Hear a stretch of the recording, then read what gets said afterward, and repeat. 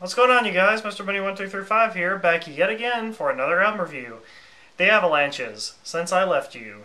This album, you guys, is seriously one of the best sample-based albums I've ever heard in my entire life. My other favorite sample-based album is easily DJ Shadow's Introducing album, but this one here offers up a little bit more variety and a whole lot more instrumentation. Literally hundreds and hundreds of samples are used on this album that all come together to create a song that just flows for 18 tracks straight. Yes, every single song on this album merges together. All 18 tracks on it merge together. So if you're not even paying attention, you're not even going to know that the next track came on because they all just sync into one another, and it makes this into like an hour-long song. I'm being serious. This is a road trip album. This is an album where you need to actually set it aside a whole lot of time if you want to get through it in one complete listen, because if you end up stopping the album, I find that it kind of ruins the experience. And I understand this is hard to do because some people don't have an entire hour to devote to listening to one album. But when you have the time, it's quite an experience. The first track on this album kind of starts with like a European sounding guitar with a whole lot of vocal effects of people like laughing and having a party, it seems like. And then it fades into this really funky beat and this really fun vocal line that just repeats over and over again. Since I left you! It's just like, it's a totally fun song. You guys should check out the music video. Really underrated music video. But that song is just so fun. It's a great way to begin this album. That's a really happy kind of tone for the rest of this album. And then, like I said, the album just kind of moves on from there and it never stops going.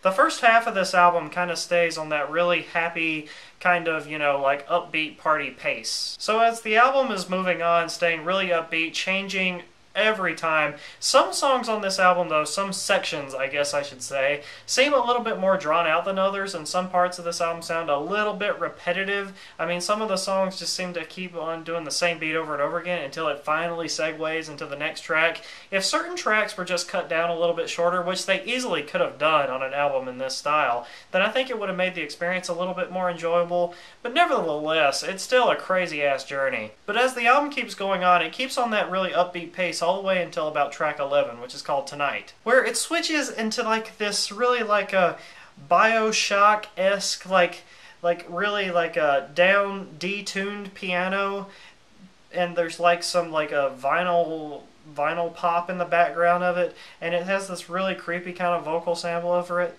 This is one of my favorite songs on the album, I might add. As this track just keeps on going on, and it fades right into the next track called Pablo's Cruise, which is essentially nothing but sound effects of like seagulls and like a carnival. There's like it's like a carousel or something like that, and then this loud fucking foghorn from like a ship out at sea. It is just so cool, the sound effects on this track. It's just a really short little sample, but it's easily one of my favorite songs because I just love how moving this track is, especially mixed with the last song, Tonight.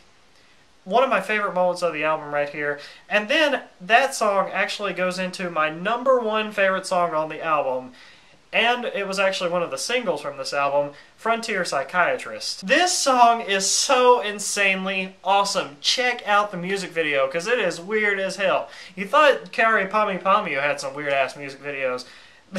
This is actually an Americanized weird music video. The song Frontier Psychiatrist has this whole Western theme to it. There's like vocal samples of like a horse neighing, some revolvers going off. The sample that keeps repeating in this song, "That boy needs therapy." It is so catchy. This line will get stuck in your head. You're gonna be like singing this song walking around. The horns on this song just create this big epic feel along with the violin and the string section. This song is just insane and so cool. And then after this song it seems to be the pickup that the album needs. It kind of reflects the beginning of this album because the rest of the songs on this album kind of stay upbeat all the way until the very end. It's really hard for me to talk about this album because it's not like I can really describe the melodies of all these tracks to you. You just have to hear this album for yourself. Definitely my favorite moment of this album is the tracks Tonight, Pablo's Cruise, and Frontier Psychiatrist. It's my favorite moment of the album where it actually slows down and gives it that extra